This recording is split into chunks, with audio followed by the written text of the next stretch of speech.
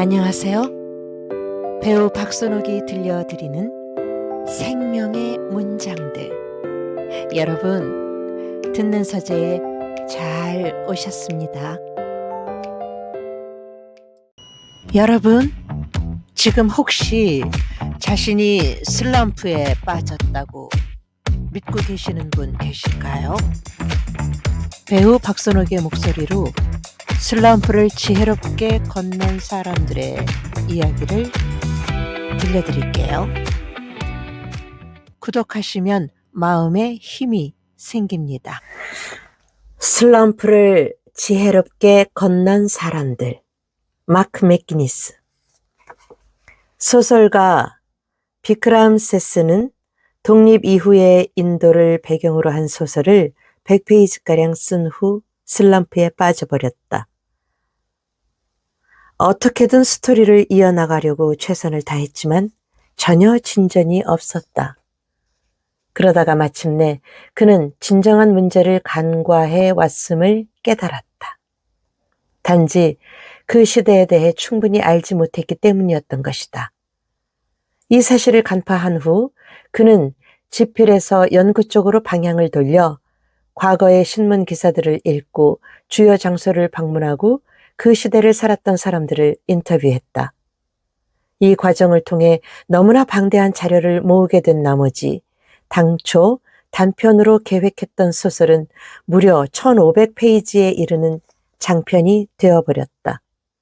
이렇게 완성된 어울리는 남자는 선인세를 110만 달러나 받았다는 소문이 돌았으며 비크람 세스는 문학계의 슈퍼스타가 되었다.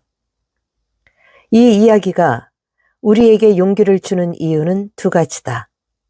첫째, 현재 슬럼프에 빠져 고전하는 중이라면 제 아무리 스타 작가라 할지라도 슬럼프를 비켜갈 수 없다는 점을 위안으로 삼을 수 있다. 둘째, 일단 문제를 정확히 간파하기만 하면 해결책은 놀라울 정도로 간단할 수 있음을 알려준다. 세스는 슬럼프에 직면했을 때 자기 능력에 의문을 품거나 무모하고 헛된 고생을 할 수도 있었다. 하지만 결국 그의 문학적 재능에는 아무런 이상이 없다는 게 밝혀졌으니 만약 엉뚱한 일에 노력을 기울였어도 아무 성과가 없었을 것이다. 그는 단지 충분히 알지 못했을 뿐이었고 더 배울 필요가 있었다. 그리고 부족한 부분을 채우자 스토리는 다시 술술 풀리기 시작했다. 앞으로 창작의 슬럼프를 겪게 된다면 자신의 능력을 의심하거나 무턱대고 노력만이 살 길이라는 유혹은 떨쳐버려라. 잠시 멈춰서 자신이 겪고 있는 슬럼프가 어떤 종류인지 스스로 물어보라. 문제의 본질을 확실히 알게 되면 해결은 훨씬 쉬워진다. 창의적 프로세스에서 겪을 수 있는 가장 흔한 슬럼프 유형 6가지와 각각의 해결책을 살펴보면서 도움을 얻기를 바란다. 새로운 아이디어가 떠오르지 않아. 창의적인 프로젝트를 다루다 보면 초기에 영감이 바닥나는 시기가 찾아올 수 있다. 원래 떠올랐던 아이디어는커녕 일에 대한 열정마저도 점점 찾기 어려워진다. 톰 소여의 모험은 위대한 소설로 손꼽히지만 마크 트웨인에게도 소설을 끝내지 못해 절망에 빠졌던 순간이 있었다. 그는 자서전에서 더 이상 스토리를 진전시키지 못했던 그 순간을 내 연료 저장고에 바닥났다 고 묘사했다. 결국 그는 2년 동안 집필을 중단하고 다른 일에 마음을 쏟았다. 다시 원고를 집어들었을 때 마크 트웨인은 자신의 상상력, 저장고가 어느새 다시 채워졌다는 위대한 발견을 했고 마침내 소설을 완성할 수 있었다. 이 발견은 트웨인의 작가 인생에서 중대한 전환점이 되었다. 그는 이후로 책을 쓸 때마다 자신의 저장고가 바닥나는 시점을 잘 살폈고 그 시기가 되면 휴식을 취했다가 작품을 마무리했다. 트웨인에게서 좋은 힌트를 얻을 수 있다. 자신의 저장고가 텅 비지 않았는지 잘 살펴보고 그런 징후를 포착했다면 휴식의 계기로 삼아 당신의 무의식이 다시 그 저장고를 채울 시간을 줘라. 푹 쉬거나 완전히 다른 일에 몰두하라. 물론 트웨인처럼 2년이나 프로젝트를 제쳐둘 수는 없겠지만 아이디어가 고갈된 상태에서는 짧은 휴식만으로도 놀라운 효과를 볼 수 있을 것이다. 감정의 벽에 막혀버렸어. 창작은 감정적으로 치열한 작업이다. 미제의 세계의 측면에 무엇을 발견하게 될지, 자신에 대해 무엇을 알게 될지 두려울 수도 있다. 자신이 다루는 주제 자체가 고통스럽거나 괴상할 수도 있고 당혹감을 안겨줄 수도 있다. 그렇지만 그런 감정들을 아무리 피하려고 애쓴들 결국에는 일이 지연되는 결과만 남을 뿐이다. 내가 대학생이었을 때 소설가 존 파울즈가 내가 다니던 학교에 와서 강연을 한 적이 있다. 누군가 젊은 작가에게 해주고 싶은 조언이 있는지 그에게 물었다. 파울즈는 자신의 소설 중 성적인 장면을 자기 부모님도 읽게 될 거라고 상상했을 때 느꼈던 당혹감에 대해 이야기했다. 결국 그는 속으로 그따위가 뭐가 중요해? 라고 외치며 자신 안의 장벽을 돌파했고 다시 글을 쓰기 위해 자리에 앉았다고 한다. 머릿속에 무엇이 떠오르든지 마음껏 쓰고 그리고 표현할 자유를 스스로에게 부여하라. 그것이 적어도 당분간은 사람들에게 공개되지 않을 거라는 점을 이해하라. 남의 눈을 의식하지 않으면 초안을 완성하기가 더 쉬워진다. 일단 완성한 후 잠시 시간을 갖고 대중 앞에 공개하고 싶은지 결정하면 된다. 순수했던 꿈은 어디로 갔을까? 돈이나 명성 같은 외적 동기가 창의성에 좋지 않은 영향을 끼친다는 증거는 상당히 많다. 자신이 다루는 소재나 창작의 순수한 기쁨에 매료되는 등 오직 내적 동기에만 집중했을 때 최고의 작품을 얻게 되는 것이다. 음악 밴드 사이에서 잘 알려진 2년차 슬럼프 현상이 바로 이런 경우다.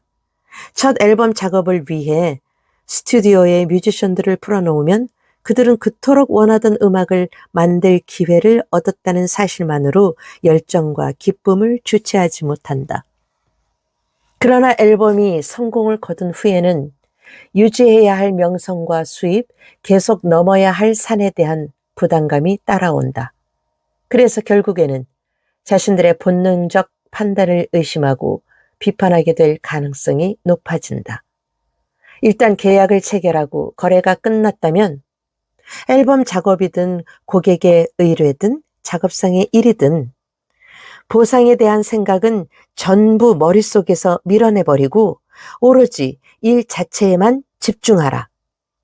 별도의 스튜디오나 창의적 작업에만 전념할 수 있는 공간을 마련하는 것은 큰 도움이 된다. 거기에 머무는 동안에는 사업에 대한 이야기나 성공에 대한 백일몽에 오염되지 않을 수 있는 그런 공간 말이다. 개인사가 앞길을 가로막아. 창의성에는 집중력이 요구된다. 하지만 이혼 소송을 밟고 있거나 젖먹이를 돌봐야 한다거나 중독 문제와 싸우고 있거나 가장 친한 친구와 절교를 했거나 소중한 사람이 세상을 떠났거나 이사를 해야 한다거나 이웃과 분쟁에 휘말리는 등의 경우라면 집중하기 어려울 수밖에 없다. 이런 종류의 일들을 한 번에 하나씩 처리할 수 있다면 운이 좋은 거지만 나쁜 일은 대개 두세 가지씩 한꺼번에 밀려오기 마련이다. 프리다 칼로의 인생은 고통으로 점철됐다. 어릴 때는 소아마비를 앓았고 10대에는 끔찍한 교통사고를 당해 결국은 만성적인 건강 문제를 안게 되었다. 칼로는 오랜 기간을 홀로 고통 속에서 보냈다. 동료 화가 디에고 리베라와의 폭풍 같았던 결혼 생활과 이혼, 그리고 재결합은 불륜과 직업적 라이벌 의식을 포함한 완전히 새로운 문제거리들을 안겨주었다. 칼로는 사고 후 병상에 누워있을 때도 그림을 그렸고 개인사로 역경을 겪는 와중에도 변함없이 예술에 헌신했다. 그녀는 고독한 고통을 예술로 승화시켰다. 내가 자화상을 그리게 된 이유는 혼자 있을 때가 많았고 나 자신이야말로 내가 가장 잘 아는 대상이기 때문이었죠. 자신의 일을 일종의 피난처로 대하라. 즉 나쁜 일을 겪는 와중에도 통제력과 창의적인 만족감을 줄 수 있는 오아시스로 여겨라. 설사 매일 창의적인 생각이 샘솟지 않는다고 해도 자신을 너무 몰아붙이지 마라. 단지 일에 몰두하면서 아주 작은 진전이라도 있었다면 그것만으로 충분히 만족하라. 하루 일을 마치면서 연장을 내려놓는 순간 새로운 관점에서 자신의 상황을 바라보게 될 것이다. 돈도 시간도 아는 것도 부족해. 창작자들에게 작은 부족은 만성적인 숙제지만 빈곤은 단지 돈에만 국한된 문제가 아니다. 시간 부족, 지식 부족에 시달릴 수도 있고 진부한 인적 네트워크가 문제가 되거나 장비 등의 결함으로 인해 일을 끝마치지 못할 수도 있다. 세뮤얼 존슨이 어머니의 장례 비용을 마련하기 위해 산문집 라셀라스를 일주일 만에 써냈다는 일화는 유명하다. 셰인 카루스는 감독, 각본, 제작, 주연을 도맡은 자신의 컬트 영화 프라이머를 5주 만에 찍었는데 친구와 가족을 캐스팅하고 모든 일을 혼자 처리해서 제작비를 $7,000로 낮췄다. 비틀스는 싱글 앨범이 순위권에 진입하는 성공을 거두자 그 김에 400파운드를 들여 하루 만에 10곡을 녹음한 끝에 데뷔 앨범 Please Please Me를 완성했다고 한다. 어차피 해야 한다면 이왕이면 잘 해낸다는 마음가짐으로 가진 자원을 최대한 활용해 가능한 많은 성과를 이루는 창의적 도전에 나서라. 그래도 여전히 의심이 든다면 영화 스타워즈 시리즈 중 첫 번째 3부작과 두 번째 3부작을 떠올리면서 자원이 풍부하다고 해서 늘 더 나은 결과로 귀결되는지 자문해 보길 바란다. 알아주는 사람이 없으면 무슨 소용이 있나? 1976년 이기팝의 커리어는 위태로운 지경을 맞았다. 그의 밴드 스투지스는 혼란 속에 해체됐고 이기팝은 마약 중독 때문에 걷잡을 수 없는 상태가 되어 제발로 정신병원에 들어갈 수밖에 없었다. 이후 친구 데이비드 보위는 스테이션 투 스테이션 앨범 홍보 투어에 팝을 게스트로 초청했다. 팝은 보위가 진행하는 홍보 투어의 매끄러운 운영과 마케팅 전략에 감명을 받았다.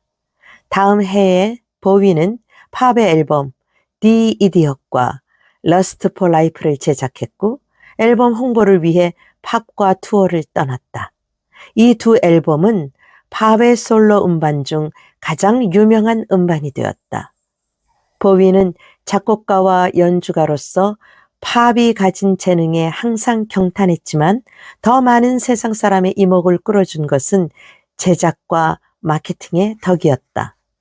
소수의 관객이나 고객만을 상대해 온 사람이라면 구태여 그런 홍보에 신경 쓸 필요가 없다고 생각할지도 모른다.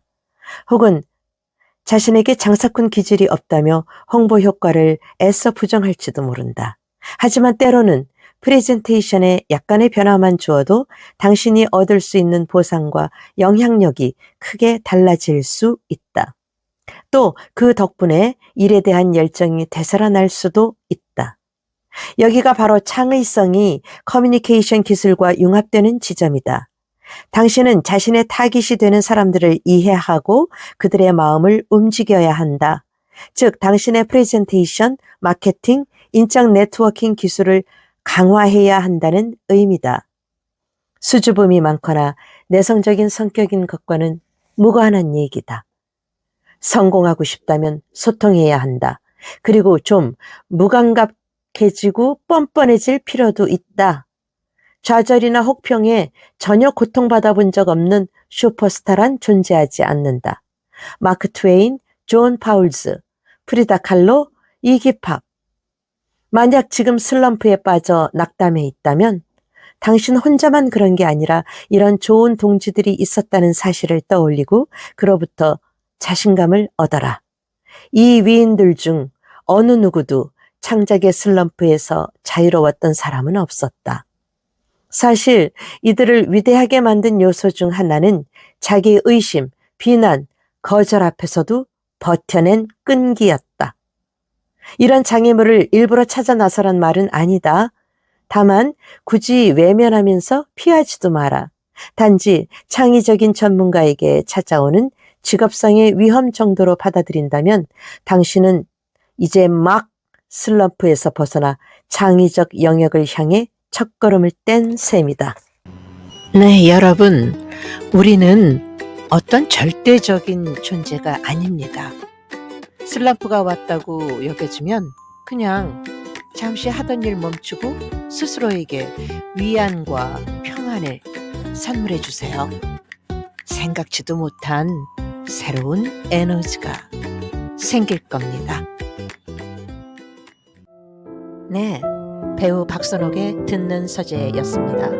그런데 여러분, 목소리의 주인공인 배우 박선옥의 진짜 삶, 배우로서의 현장이 궁금하지 않으신가요? 궁금하시다면 배우 박선옥 세상에도 방문해주세요.